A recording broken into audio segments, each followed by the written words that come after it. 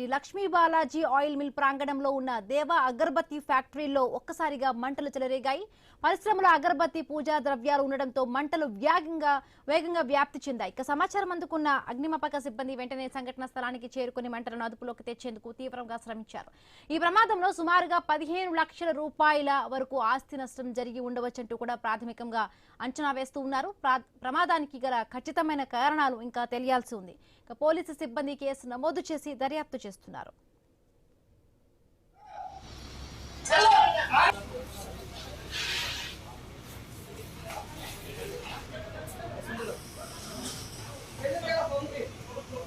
కర్నూలులో భారీ అగ్ని ప్రమాదం సంభవించింది. శ్రీ లక్ష్మీ బాలాజీ ఆయిల్ మిల్ ప్రాంగణంలో ఉన్న దేవా అగరబత్తి ఫ్యాక్టరీలో ఒక్కసారిగా మంటలు చెలరేగాయి.